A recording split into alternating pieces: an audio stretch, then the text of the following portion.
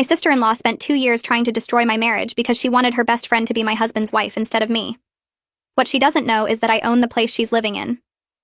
She started small, forgetting to invite me to family dinners, telling me the wrong time for birthday parties, cropping me out of photos she posted online. "Sorry, must have slipped my mind," she'd say with that fake smile.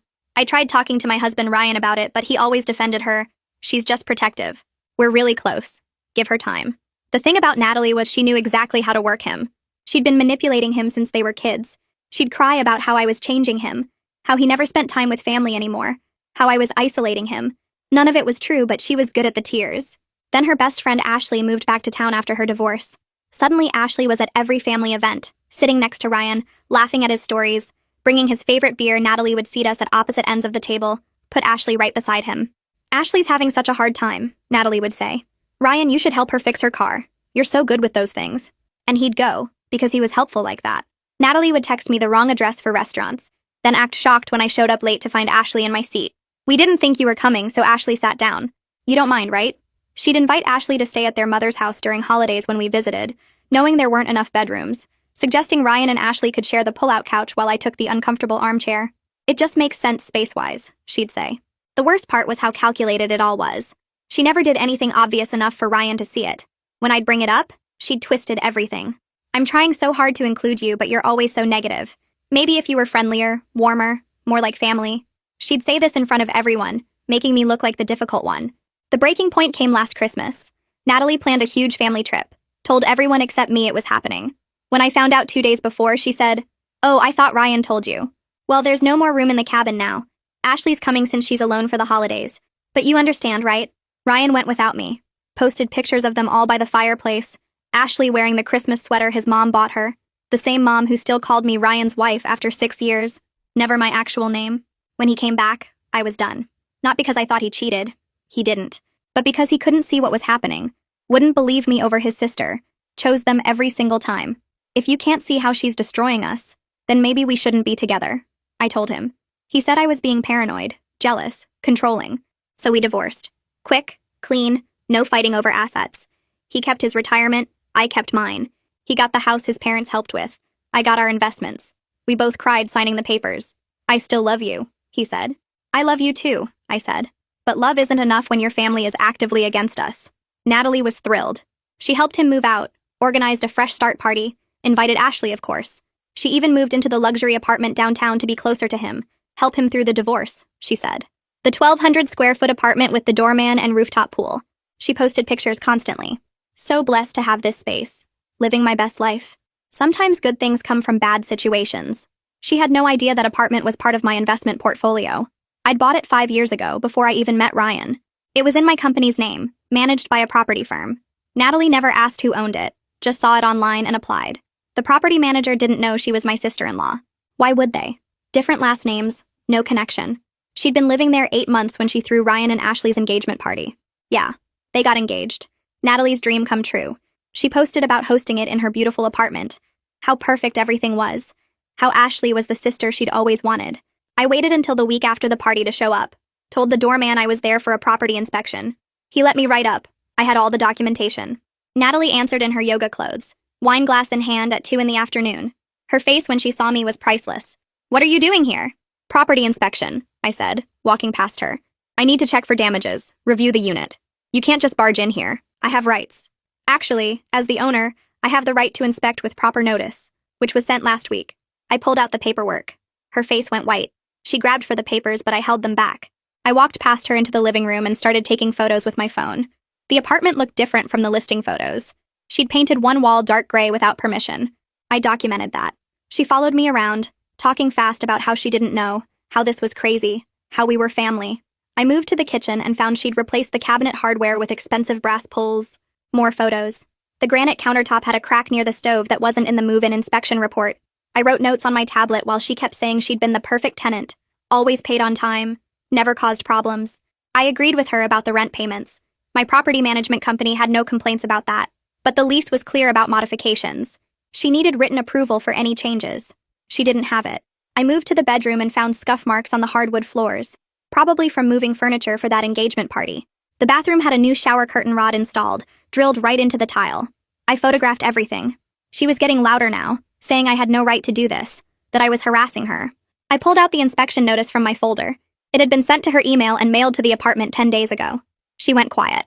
I finished documenting the second bedroom she used as an office. Then I told her I'd seen enough. The violations would be reported to the property management company through normal channels. She asked what that meant. I explained that unauthorized modifications and evidence of overcrowding from the party were lease violations. The management company would send her an official notice. She'd have 30 days to fix the issues or face penalties. Her hands were shaking harder now. She asked if I was going to evict her. I said that wasn't my decision to make. The property management company handled all tenant relations. If she corrected the violations within 30 days, there wouldn't be a problem. She started crying then, the same tears she'd used on Ryan for years. I packed up my tablet and folder. She followed me to the door, asking if we could talk about this, work something out between us. I told her everything would go through proper channels. She was a tenant, I was the property owner, and the management company would handle all communication. I left her standing in the doorway and took the elevator down. I sat in my car in the parking garage and called Waverly. She answered on the second ring. I explained that I'd just done an inspection at Unit 407 and discovered the tenant was my former sister-in-law. Waverly was quiet for a moment. Then she asked if that was going to be a problem. I said no, that I wanted everything handled exactly by the book. No special treatment either way. I walked her through what I'd found. The unauthorized paint, the cabinet hardware, the shower rod installation, the floor damage and signs of the party that exceeded occupancy limits. Waverly took notes. She said she'd prepare the standard violation notice and send it within 48 hours. I asked her to document everything carefully. If Natalie tried to claim harassment or discrimination, I wanted a paper trail showing she was treated like any other tenant. Waverly understood she'd been managing properties for 15 years. She knew how to handle difficult situations. We agreed she'd be the only point of contact for Natalie going forward. I wouldn't interact with her directly about tenancy issues. Waverly would copy me on all official correspondence but handle all communication. I thanked her and ended the call. My phone rang while I was driving home. Ryan's name on the screen. I hadn't heard from him in 4 months, not since the divorce was finalized. I answered. He started yelling before I could say hello. Natalie called him crying about how I'd ambushed her at home, violated her privacy, threatened to evict her. He said I was harassing his family and he'd get a restraining order if I didn't stop. I waited until he ran out of steam. Then I asked if he was finished. He demanded to know what gave me the right to show up at Natalie's apartment. I told him I owned the building. He went silent. I explained that I'd bought that property 5 years ago as an investment, before I even met him. It was in my company's name, managed by a property firm. Natalie applied like any other tenant. The property manager had no idea we were connected. He said that was impossible, too convenient. I told him I'd send him the documentation. He said I was lying. I said fine, check your email in 5 minutes. I pulled over and forwarded him everything from my phone.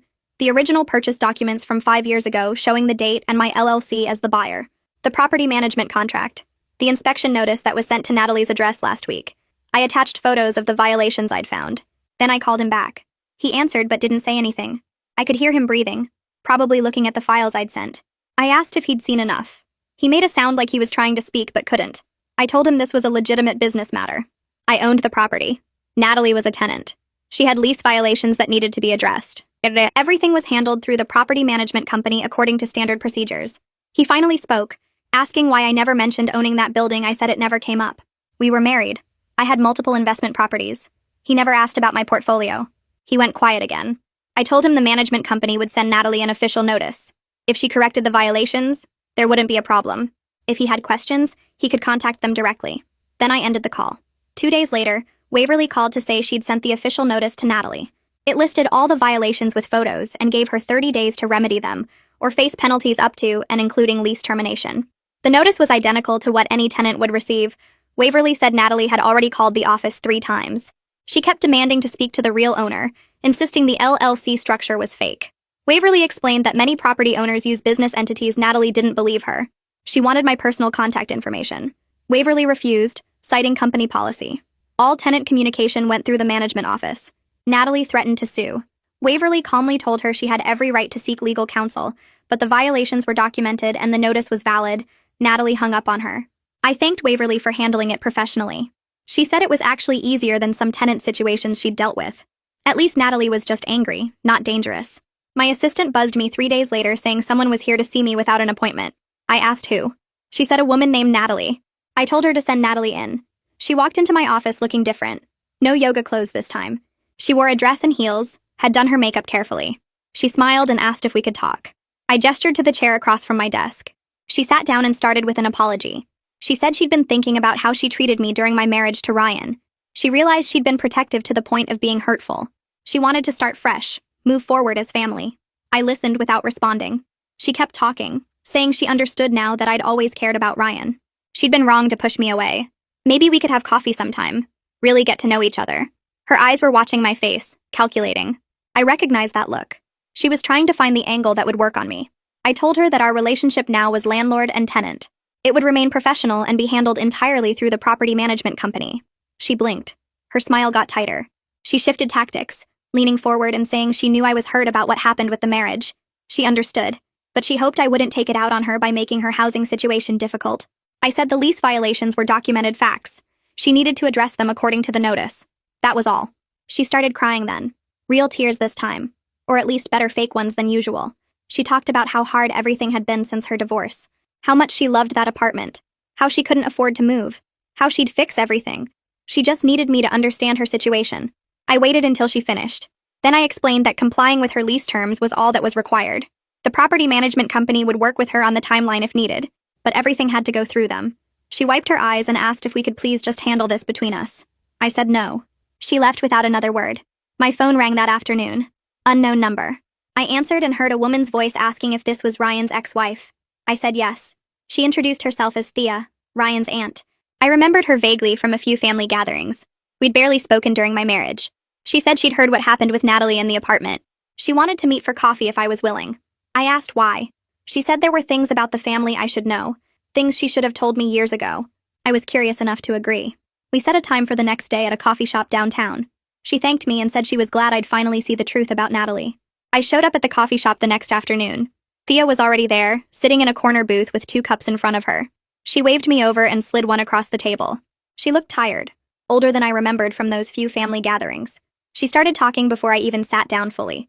She said Natalie learned how to control people when she was 12, right after their father left.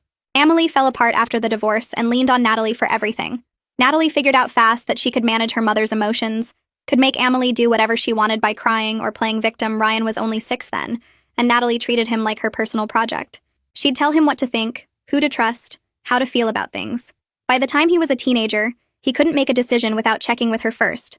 Thea watched it happen and tried to say something to Emily, but Emily shut her out completely.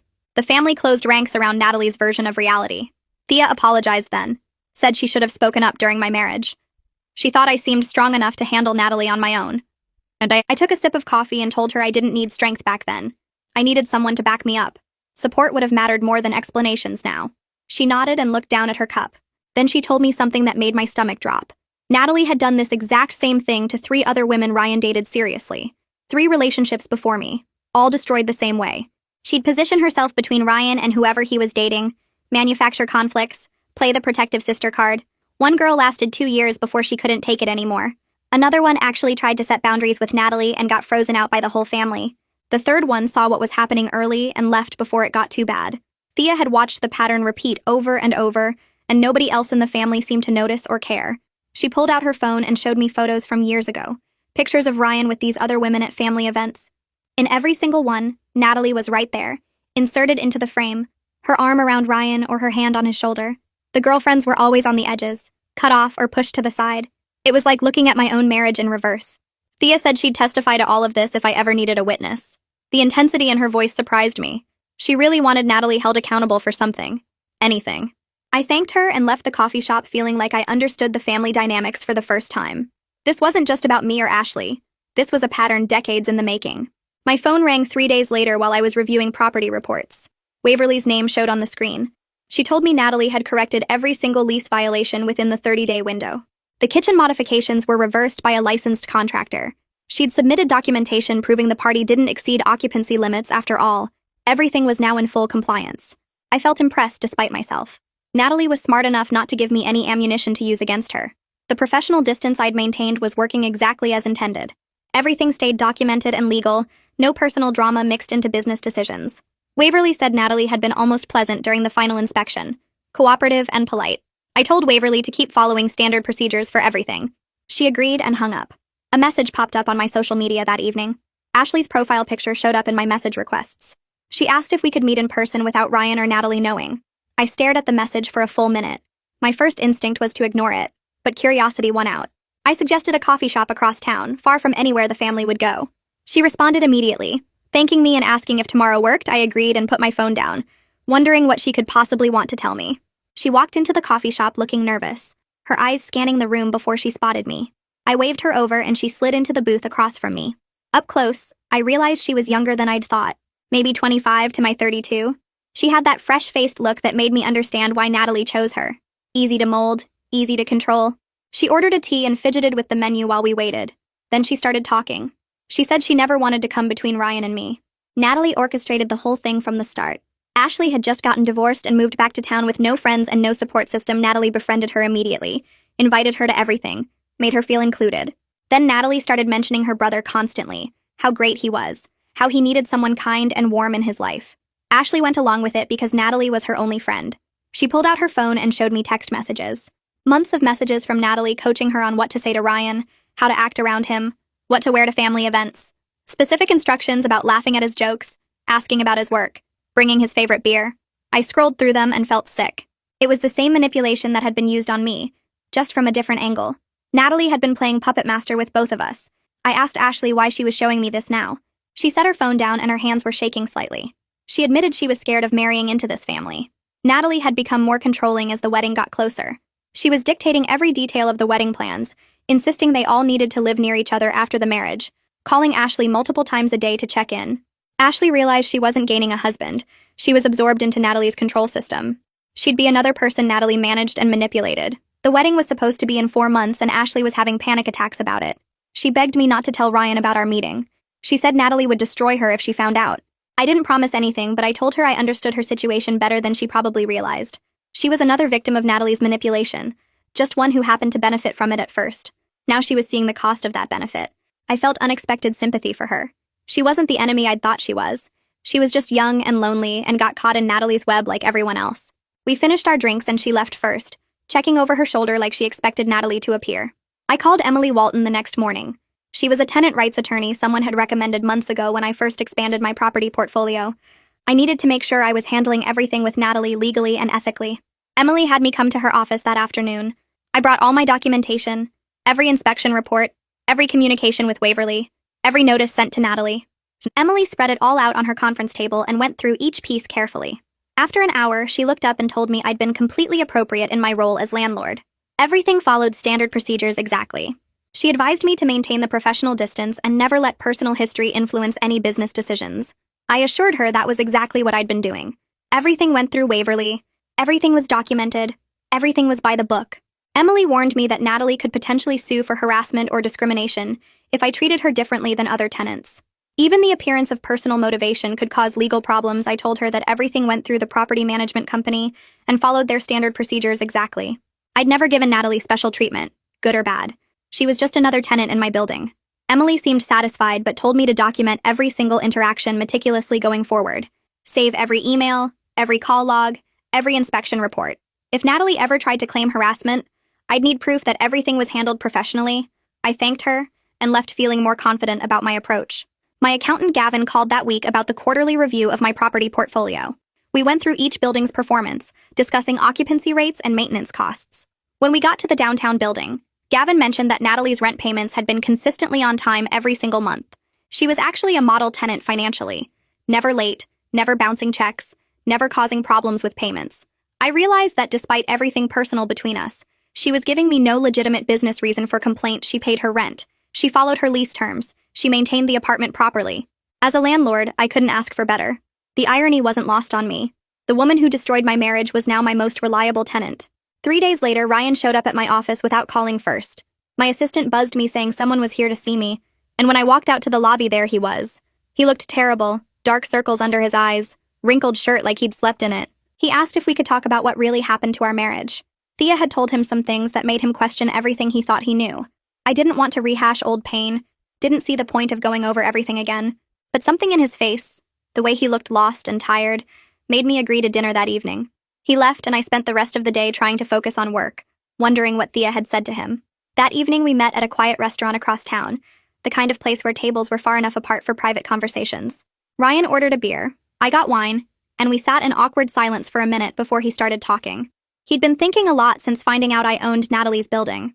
The coincidence had made him look at other things differently, made him question what else he'd missed. He pulled out his phone and started scrolling, then turned it toward me. Text messages from Natalie. Dozens of them over the past 6 months. I leaned closer and read them. Messages celebrating that I wasn't at family dinners anymore. Messages about how much better everything was without me there. Detailed plans about seating arrangements to put Ashley next to Ryan. Strategy sessions about topics Ashley should bring up. Stories she should tell. It was all there, written out in Natalie's own words. Proof of everything I'd tried to tell him during our marriage. Ryan's hands shook as he scrolled through more messages. His face looked crushed, like he was seeing his sister for the first time. He kept saying he couldn't believe it. Couldn't believe he'd been so blind. I watched him process what I'd been trying to show him for years. He apologized then. Really apologized.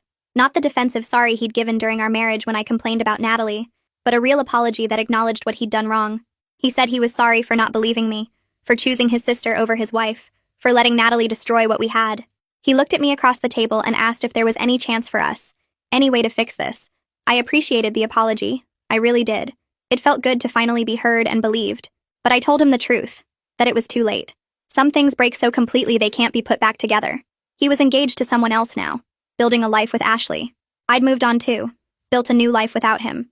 He nodded slowly, accepting my answer even though I could see it hurt. Then I told him about my conversation with Ashley, about her concerns regarding Natalie's control over their relationship. He sat back in his chair looking surprised. He admitted he'd noticed Ashley getting quieter as the wedding got closer, more anxious and withdrawn. She'd stopped making decisions about the wedding, just agreed with whatever Natalie suggested. I suggested he talk to Ashley honestly about what kind of marriage they wanted, separate from his sister's input. He needed to figure out if Ashley was marrying him or marrying into Natalie's plan. We finished dinner and went our separate ways. I drove home feeling strange, like I'd closed a door that had been hanging open for months. 2 days later, my phone rang while I was making coffee. I didn't recognize the number but answered anyway. Natalie's voice came through, high and angry, practically screaming. She knew I'd had dinner with Ryan. How dare I try to destroy her family? I was a bitter ex-wife who couldn't move on. Requested Reds is on Spotify now. Check out link in the description or comments. I was poisoning Ryan against her. She went on, her voice getting louder and more unhinged with each accusation. I didn't interrupt, just let her rant until she finally ran out of words. Then I hung up without saying anything and saved the voicemail she'd left earlier that I hadn't listened to yet. It was 3 minutes of similar accusations, even worse than the phone call. I forwarded it to Emily Walton with a brief explanation. Emily called back within an hour saying this was exactly the kind of harassment that justified a cease and desist letter. She'd draft one immediately. Everything had to go through proper channels now. No more direct contact from Natalie. That afternoon, Waverly called with an update. Natalie had shown up at the property management office demanding to break her lease early and move out immediately. Waverly had calmly explained the financial penalties for breaking a lease, showed her the terms she'd signed. Natalie had gotten upset, raising her voice, claiming she was forced out of her home. Waverly had remained professional, explaining that Natalie was welcome to stay through her lease term, or leave according to the terms she'd agreed to. The choice was hers, but the penalties were standard and applied to all tenants equally. I thanked Waverly for handling it so well. After we hung up, I sat at my desk looking at all the documentation I'd accumulated. The inspection reports, the lease violations that had been corrected, the payment history, now the voicemail and Emily's cease and desist letter. I realized Natalie was spiraling because she'd lost control of the story she'd been telling. For the first time in her life, she was facing real consequences that her tears and manipulation couldn't fix. She couldn't cry her way out of a legal lease. She couldn't make me the bad guy when everything was documented and professional. The power balance had flipped completely, and she didn't know how to handle it. Later that week, my phone rang again. This time it was Emily, Ryan's mother. I almost didn't answer because I couldn't imagine why she'd be calling me. She'd never accepted me as Ryan's wife, never even tried. But curiosity won, and I picked up. She started talking immediately, demanding I stop harassing Natalie. Her daughter was upset, couldn't sleep, was forced from her home by my vendetta. If I didn't leave Natalie alone, she'd take legal action. I let her finish her threats, then calmly explained I was a landlord conducting normal business. If she had concerns about the property management, she should contact the company directly. Emily didn't like that answer at all. She started listing everything wrong with me as a wife. I was cold, unfriendly, didn't make enough effort with the family. I never cooked the right foods for holidays. I didn't understand their traditions. I'd isolated Ryan from his family. On and on she went. Every complaint she'd apparently been storing up for 6 years. I let her talk herself out completely, waiting until she finally paused for breath. Then I asked if she was finished. She made a surprised sputtering sound, clearly not expecting me to respond that calmly. I told her that her opinion stopped mattering to me the day the divorce was finalized. Then I ended the call and blocked her number. An hour later, Thea called, laughing so hard she could barely talk. Emily was calling everyone in the family, ranting about my disrespect and rudeness. Thea said it was the best thing she'd ever heard, that someone had finally stood up to Emily's bullying. She invited me to lunch the next week, saying there were things about the family I should know, things that would help me understand why Natalie turned out the way she did. The next week, I met Thea at a small restaurant downtown, one of those places with outdoor seating and good sandwiches. She was already there when I arrived, sitting at a corner table with 2 iced teas ordered. She stood up and hugged me, which surprised me because we'd never been that close during my marriage. We sat down and made small talk for a few minutes about the weather and the menu, but I could tell she had things she wanted to say. After we ordered, she leaned forward and started talking. She told me that Natalie's manipulation didn't start with me. It went back years to when their father left. Natalie was 12 when he walked out and Emily fell apart completely. She cried all the time, couldn't get out of bed, stopped cooking and cleaning. Natalie stepped in to take care of everything, managing the house and looking after Ryan, who was only 6. But more than that, Natalie learned she could control Emily's emotions. If she was sweet and helpful, Emily felt better. If she pulled back, Emily got worse. It gave Natalie power she'd never had before, and she used it. Ryan became her project after that, someone she could shape and control from the beginning. She'd tell him what to think, who to be friends with, how to act. Emily encouraged it because Natalie was so good at keeping the family together. Thea watched it happen but couldn't stop it. She tried to talk to Emily about giving the kids space to grow up normally, but Emily shut her out for not supporting the family. Thea said she watched Natalie sabotage Ryan's relationships all through high school and college. There was a girl named Jessica in college who Ryan really loved, but Natalie convinced him Jessica was using him for money. Another girl named Maria got the same treatment, with Natalie crying to Ryan about how Maria didn't respect family values. The pattern was always the same. Natalie would find something wrong with every girl, work on Ryan until he believed it, then comfort him through the breakup. She'd been doing it for over 15 years by the time I came along. Thea pulled out her phone and showed me notes she'd been keeping, dates and details of every relationship Natalie had destroyed. She'd documented it all, hoping someone would eventually hold Natalie responsible. I asked Thea why she was telling me this now, after staying quiet through my whole marriage. She said because I was the first person who had actual power to do something about it. By owning Natalie's building, I'd disrupted her sense of control in a way that couldn't be manipulated away. Natalie couldn't cry her way out of a lease or make me the bad guy when everything was legal and documented. Thea saw this as the chance to finally break the toxic pattern that had controlled their family for years. She wanted me to understand the full scope of what I was dealing with, that this wasn't just about me or my marriage. It was about decades of manipulation that had hurt everyone in the family. My phone rang while we were finishing lunch. It was Waverly calling with an update. I excused myself and stepped outside to take it. Waverly told me that Natalie had called the office that morning to say she'd be staying through her lease term after all. She wouldn't be breaking the lease early, but she'd already given notice that she wouldn't renew when it expired in 6 months. Waverly said Natalie sounded different on the phone, quieter and less demanding than before. She seemed defeated in a way Waverly hadn't seen in their previous interactions. I thanked Waverly for the update and told her to continue treating Natalie exactly like any other tenant. 6 months of professional landlord-tenant relationship I could handle easily. When I got back to the table, Thea was paying the check. She asked if everything was okay, and I told her about Natalie's decision to stay, but not renew. Thea smiled and said it was probably the first time in Natalie's life she couldn't control the outcome of a situation. 3 days later, Ryan texted me asking if we could meet again. His message said he'd been in therapy and learning about family enmeshment and manipulation. He wanted to talk about what he was discovering. I agreed to meet for coffee, curious about what therapy was teaching him. We met at a coffee shop near his new apartment, and I barely recognized him when he walked in. He looked healthier somehow, his face less stressed and his eyes clearer than I'd seen them in years.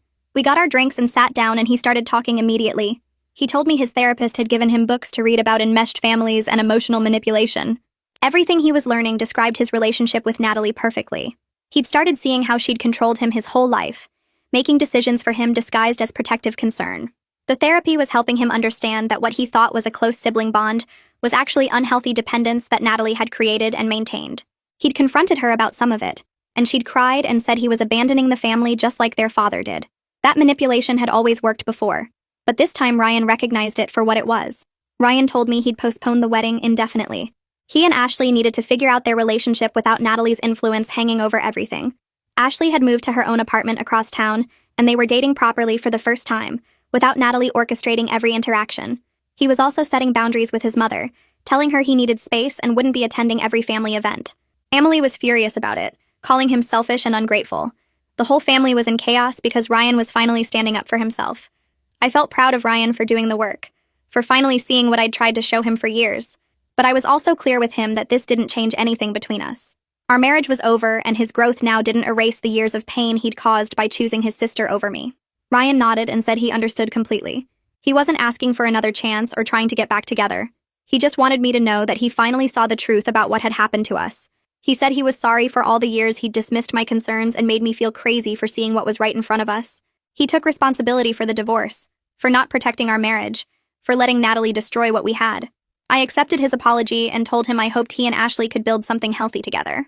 We finished our coffee and said goodbye, and I felt a sense of closure I hadn't expected.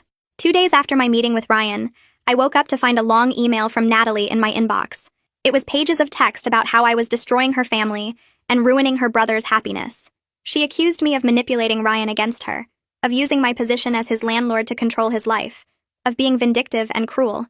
She said I'd never understood their family bond, and I was jealous of how close they were. The email went on and on, listing every way I'd supposedly wronged her and demanding I leave them all alone. I read it once, then forwarded it to Emily Walton without responding. Emily called me an hour later and said she'd send Natalie a formal cease and desist letter. The email was clearly harassment, and Emily wanted it on record that Natalie needed to stop all direct contact with me. Everything had to go through proper legal or business channels from now on. Emily sent the letter that afternoon, and after that, the direct contact from Natalie finally stopped. I focused on my own life and business, which had been doing really well since the divorce. I'd thrown myself into work during the separation, and it had paid off in ways I hadn't expected. Gavin called for our regular check-in and told me my property portfolio had increased in value by 30% over the past year. The downtown building where Natalie lived was worth significantly more than I'd paid for it, and my other investments were all performing above expectations. Gavin suggested I consider buying another building downtown while the market was good. I told him to send me some options to review. The revenge of living well was proving to be the sweetest kind. I had a successful business, financial security, and peace in my life that I'd never had during my marriage. A week later, Ashley reached out through social media again. She sent me a long message thanking me for talking to Ryan and helping him see the family dynamics clearly. She said their couples counseling was going really well now that Natalie wasn't controlling everything behind the scenes. Ashley seemed genuinely happy in her message, more confident than when I'd met her at the coffee shop. She said Ryan was becoming the person she'd always sensed he could be, and she was grateful I'd pushed back against Natalie's manipulation, even though it had cost me my marriage. She promised they were building something real together now, something based on honest communication, instead of Natalie's orchestration. I read her message and felt genuinely happy for them both. A few weeks later, I attended a property investors networking event downtown, one of those evening mixers with wine and name tags where people talk about market trends and zoning laws. I went mostly for the business connections, but ended up having actual fun conversations with several people who understood the investment side of real estate. One person asked if I wanted to grab drinks after the event ended, and I said yes without overthinking it. We went to a bar nearby and talked for 2 hours about everything except real estate, and when I got home that night, I realized I was actually ready to date again. The divorce had hurt, but I'd healed more than I thought. Life was moving forward in good ways I hadn't expected. Waverly called the next week with her monthly report and mentioned that Natalie had been a model tenant for 3 months straight. No issues, no complaints from neighbors, rent paid early every single time. I asked if Natalie had caused any problems at all, and Waverly said no. Everything was completely professional and clean. I wondered if losing control over the situation had actually forced Natalie to behave better, or if she was just biding her time and planning something. Either way, the professional relationship was working exactly as it should. Natalie was following her lease terms, and I was staying completely out of her personal life. Thea called a few days after that and invited me to a small family gathering she was hosting, making it very clear that Emily and Natalie would not be there. I was surprised but agreed to come. When I arrived at her house that Saturday, I met several of Ryan's extended family members I'd never known during the marriage. The biggest surprise was meeting Ryan's father for the first time. He'd left when Ryan was young, maybe 7 or 8 years old, and I'd always assumed he was completely out of the picture. He was there with his second wife, a kind woman who taught high school math, and he had a completely different perspective on the family dynamics than anyone else I'd talked to. Ryan's father pulled me aside after dinner and apologized for not being present to protect Ryan from Natalie's manipulation growing up. He admitted he left partly because Emily was using the children as emotional weapons during their marriage, and Natalie had learned to do the same thing by watching her mother. He said he tried to maintain contact with both kids after the divorce, but Emily and Natalie made it impossible, poisoning Ryan against him with lies and manipulation. Every visit became a battle. Every phone call ended with Ryan crying and confused, until eventually he just stopped trying because he thought he was hurting Ryan more by staying involved. He said watching Natalie destroy my marriage was like watching history repeat itself, and he felt guilty for not warning me or Ryan about the patterns he'd seen. The gathering gave me closure I didn't know I needed. Understanding that the dysfunction ran much deeper than just Natalie's jealousy or Emily's coldness helped me see the whole picture. This family had been broken for decades, and I'd walked into something that was never going to work no matter how hard I tried. I was grateful I got out when I did, before years more of manipulation and pain.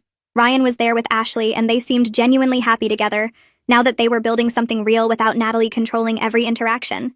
They sat close together and actually talked to each other instead of performing for an audience, and Ashley looked more relaxed than I'd ever seen her.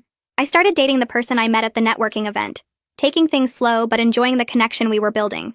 They knew about my divorce and the complicated family situation because I was honest from the start, and they were respectful of my boundaries in ways that felt completely different from my marriage. We went to dinner, saw movies, took walks around the city, and everything felt healthy and normal in a way my relationship with Ryan never did. There was no family drama, no hidden manipulation, no walking on eggshells. Just two people getting to know each other and seeing if something good could develop. Waverly called again when Natalie's lease was approaching its end and confirmed that Natalie was moving to a different neighborhood entirely, somewhere across town near her job. I felt relief that the landlord-tenant relationship would end cleanly and professionally. Natalie never caused problems after that initial confrontation in her apartment, which I respected despite our history. She could have made things difficult, but she chose to follow the rules and behave appropriately, and I appreciated that maturity, even though we'd never be friends. Ryan called me on a Tuesday afternoon to tell me he and Ashley had decided not to get married after all, but they were staying together and building a life on their own terms. He said they realized the engagement had been rushed and influenced by Natalie's expectations, and they wanted to figure out their relationship without that pressure. He was maintaining boundaries with Natalie now and had a healthier relationship with his mother after some hard conversations. He sounded genuinely happy and clear-headed in a way I'd never heard during our marriage, like he'd finally figured out who he was separate from his family's control. I realized after that call that owning Natalie's building had turned out to be the catalyst for everyone in that family to face the truth. My unintentional power over her living situation forced her to behave differently, which allowed others to see the manipulation clearly when it wasn't hidden behind perfect performance. Sometimes the universe has a sense of irony that's almost funny. I never planned to own my ex-sister-in-law's apartment, never wanted that kind of power over her life, but it ended up being exactly what everyone needed to see reality.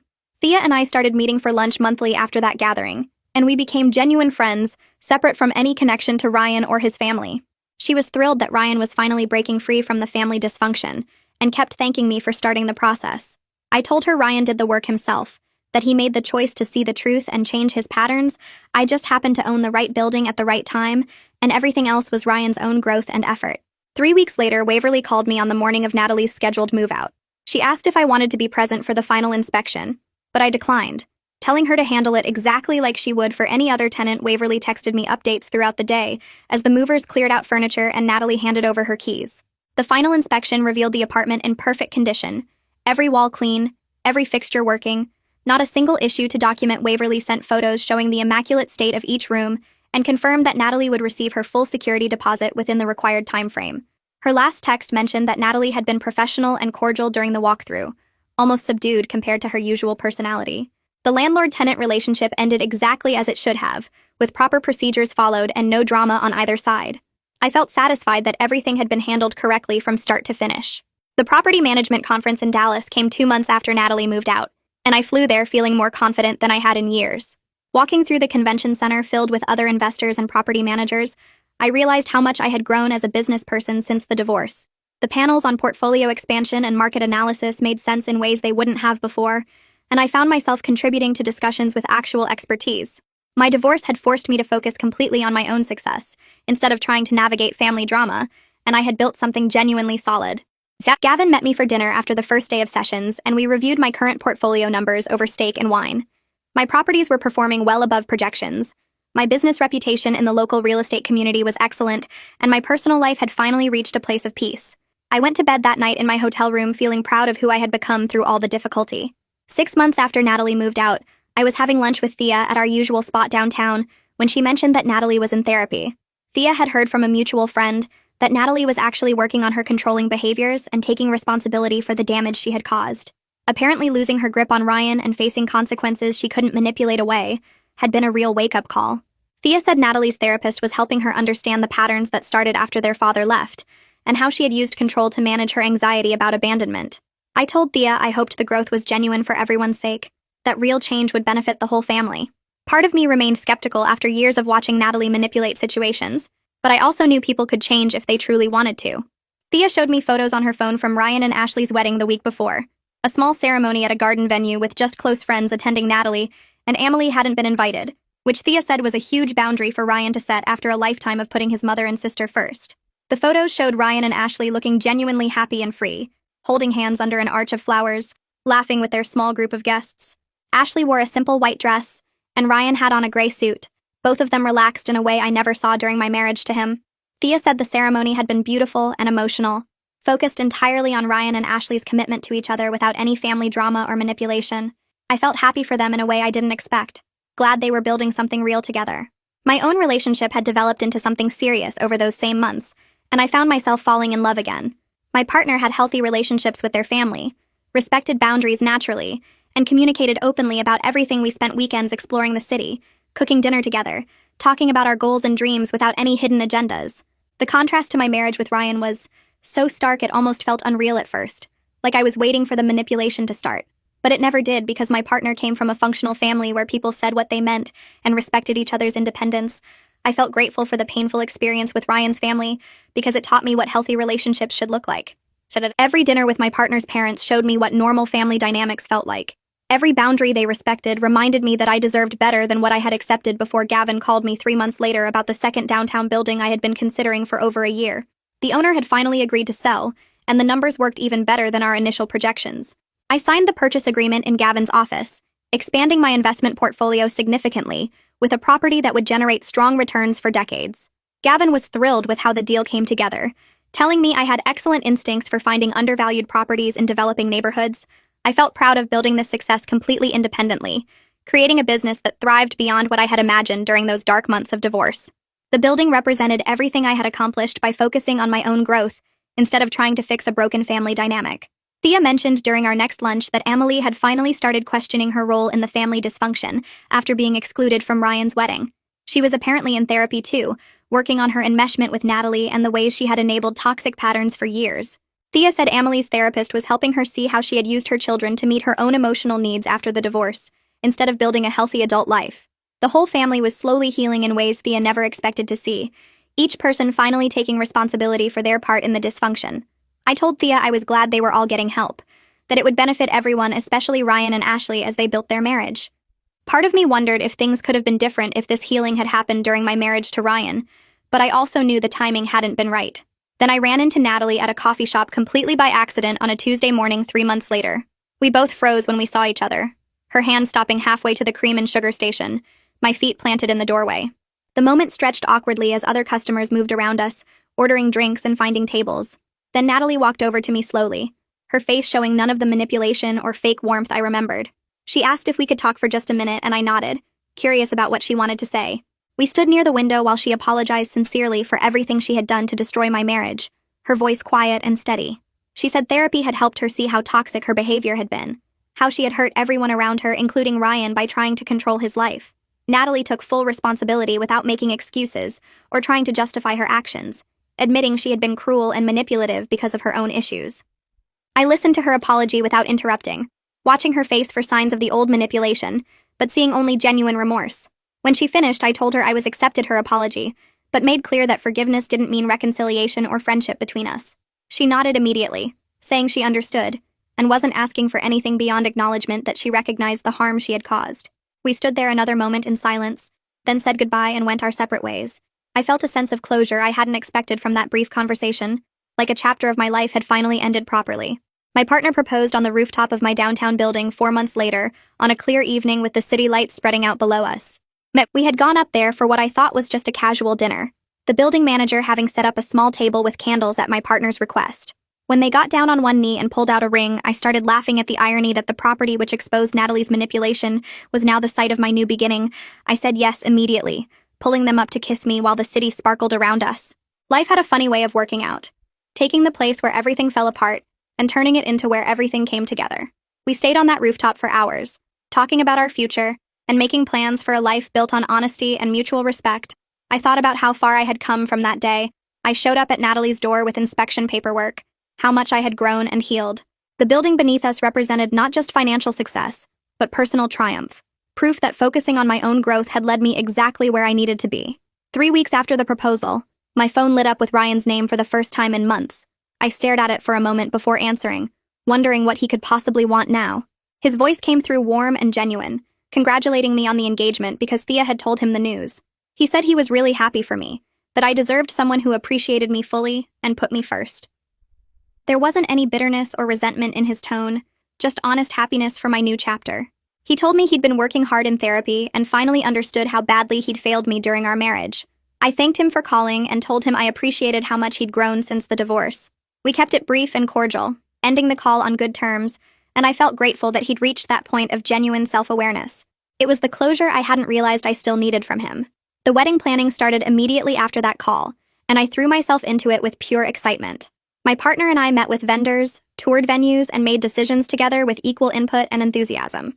Their family welcomed me completely, inviting me to dinners and including me in conversations without any of the manipulation or exclusion I'd experienced with Ryan's family. Their mother learned my coffee order after one visit and always had my favorite pastries ready when I came over. Their sister asked genuine questions about my business and actually listened to the answers instead of looking for ways to undermine me. The contrast between this warm, healthy family dynamic and what I'd endured with Amelie and Natalie made me appreciate my new life even more. Every planning session felt joyful instead of stressful because everyone involved actually wanted to celebrate our happiness. My partner's parents offered to help with costs, but respected our boundaries when we said we wanted to handle it ourselves. Nobody tried to take over the planning or push their own vision onto our wedding. Thea called asking if she could help with the wedding planning, and I immediately said yes. She showed up to our next planning meeting with a notebook full of ideas and vendor recommendations from her own daughter's wedding years ago. We spent hours together going through details, and she became an invaluable part of the process.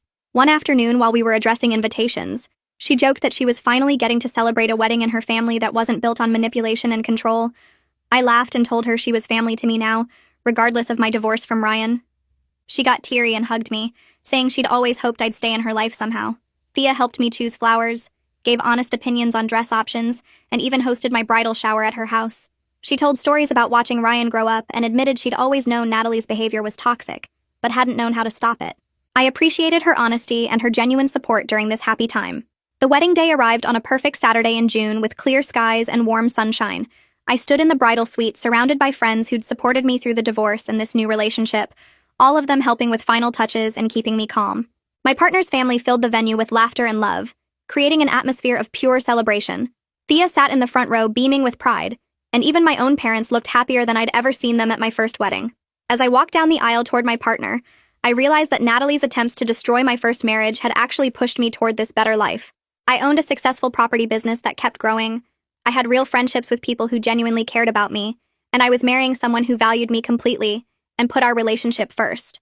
The revenge of living well wasn't just a saying, it was my actual reality now.